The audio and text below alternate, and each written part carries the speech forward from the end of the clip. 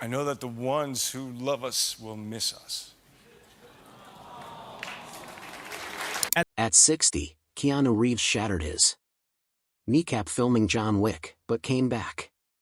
3 days later, he's been robbed, impersonated by AI scammers and spent $50,000 monthly protecting fans from fake profiles using his face. In 2025, he stepped onto Broadway for 8 shows a week, barely able to walk. Critics called him brilliant, but behind the curtain, something else was happening. After decades of hiding pain, surgeries, and heartbreak, Keanu finally spoke about what comes next. This isn't retirement. It's something nobody saw coming, and Hollywood still doesn't know how to handle it. Keanu Reeves was born on September 2nd, 1964 in Beirut. His father, Samuel, was Hawaiian Chinese and his mother, Patricia, was British. They met in Beirut when Samuel was 21 and Patricia just 19. Patricia was working in costume design and Samuel was drifting between jobs, already living a wild life. Keanu's name means cool breeze over the mountains in Hawaiian, but his early years were anything but calm. Just 3 weeks after Keanu was born, the family moved to Sydney. A year later, Samuel vanished from their lives completely. By the time Keanu turned 3, Patricia had moved to New York, raising him alone. And that was just the start of their endless moving. Keanu's dad was already deep into drugs when he disappeared. But Keanu kept visiting him in Hawaii until he turned 13. Their final meeting in 1977 was strange.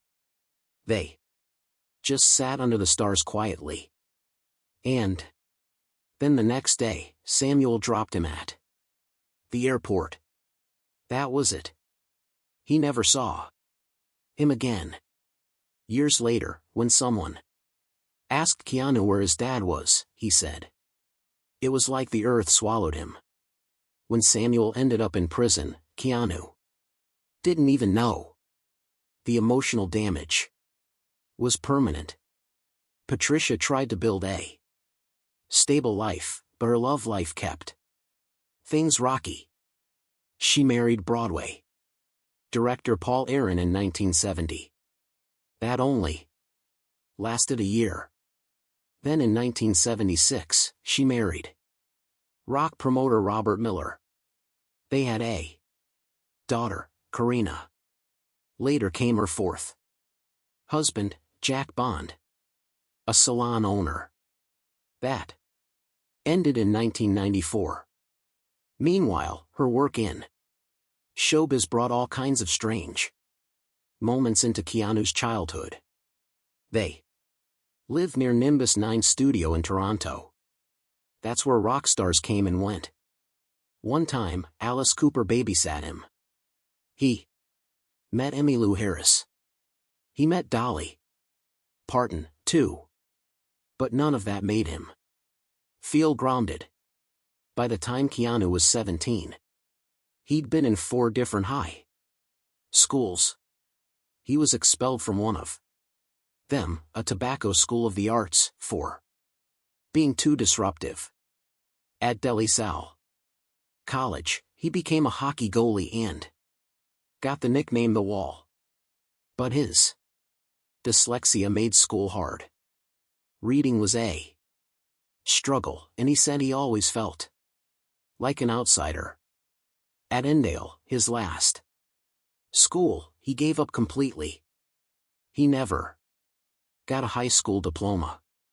He dropped out and turned to acting instead.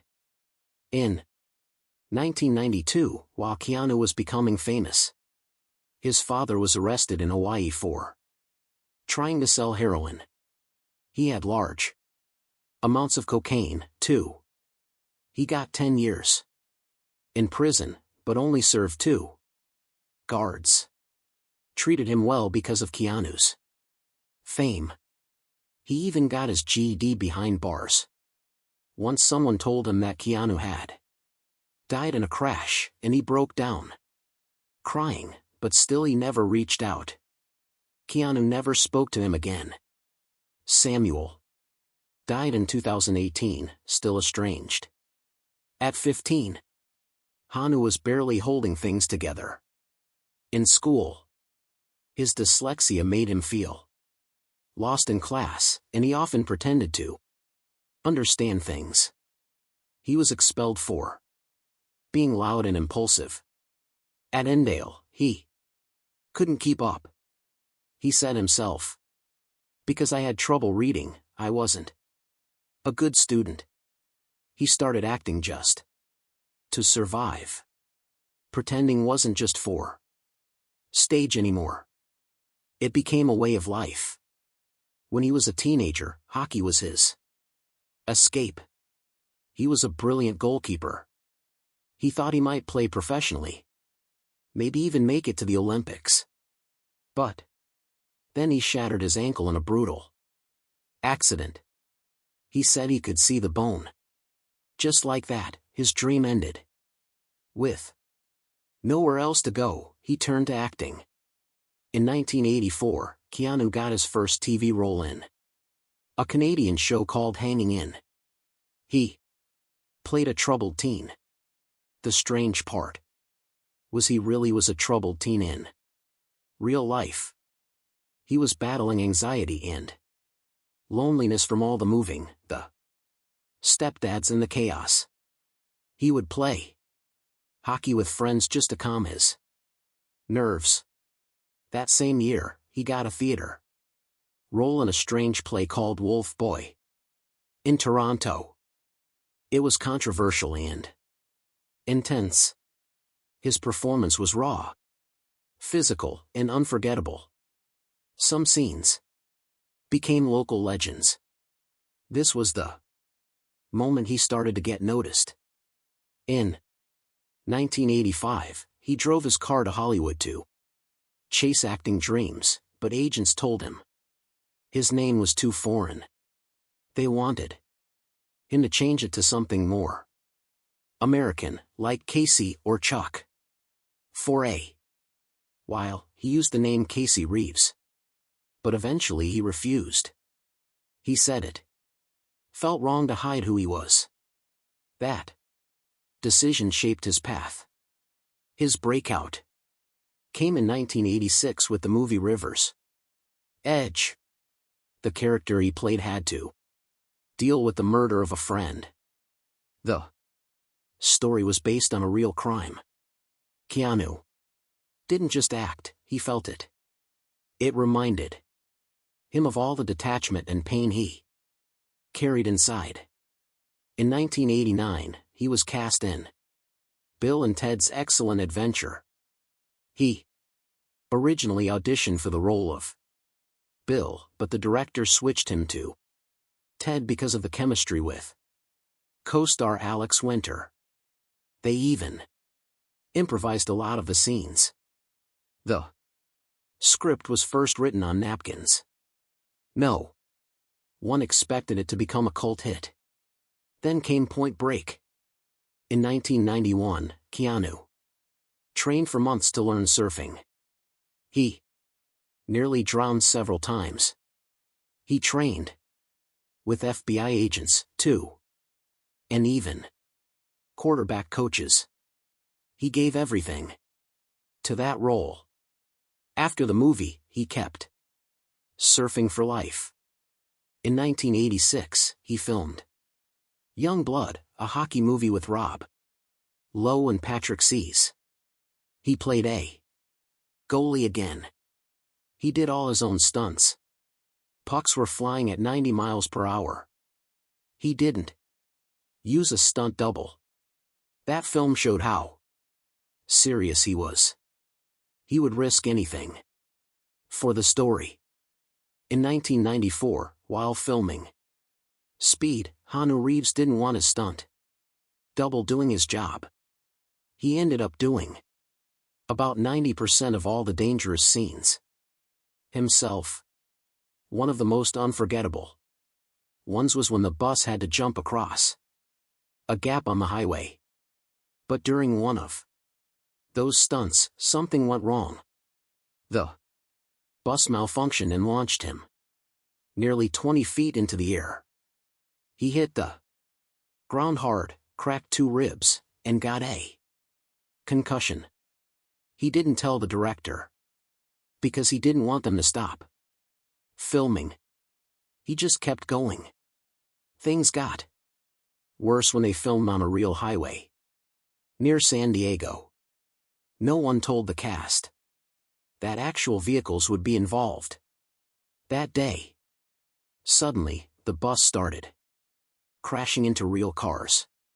Keanu said the people on board screamed in real fear because no one expected it. Still, he pushed through.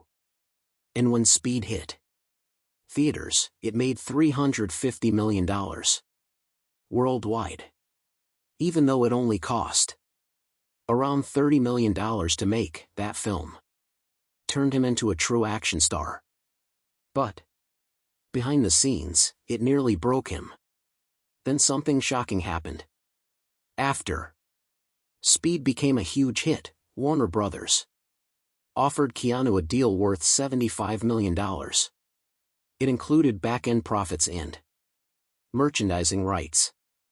But he said no. He didn't even blink. It wasn't about the money. He just didn't want to be controlled. He believed in staying true to the work, not the paycheck. Later in 1997, he even rejected $11 million for Speed 2, so he could take a role in The Devil's Advocate, a movie that gave him a chance to show another side of himself. His own agent said it was career suicide. But Keanu believed in doing what felt right, not what looked smart on paper. To get Al Pacino on board for The Devil's Advocate, he even agreed to take a big pay cut. He just wanted the story to work. His earlier attempt at Shakespeare in the 1993 movie Much Ado About Nothing didn't go well. Critics said his performance felt stiff and unnatural. He struggled with the lines.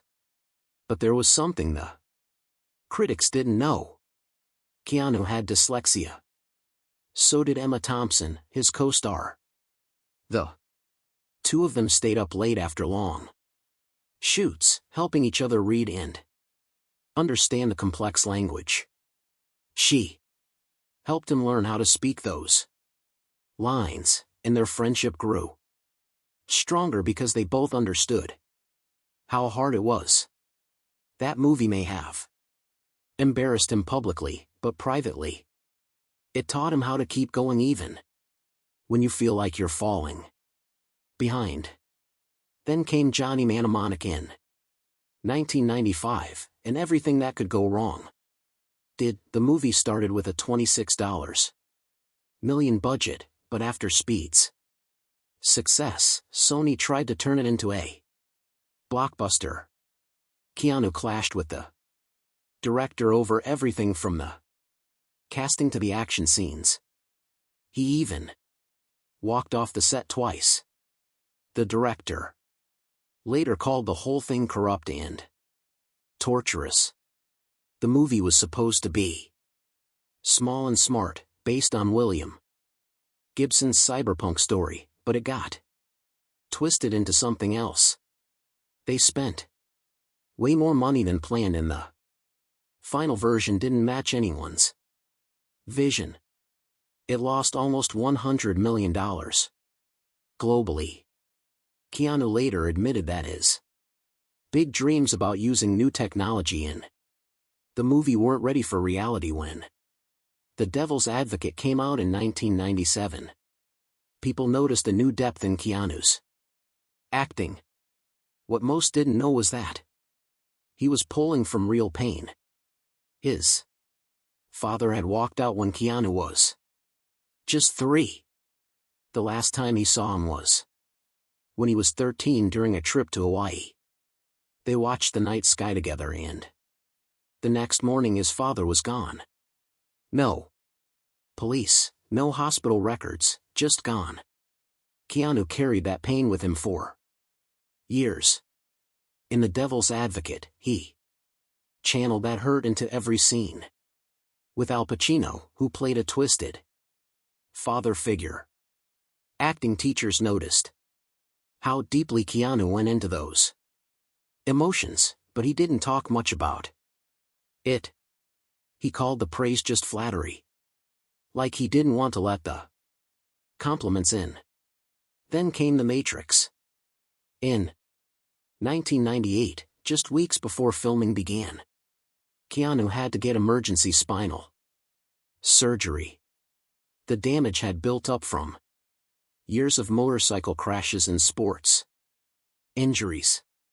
He couldn't even walk properly, but he kept quiet and went on with training.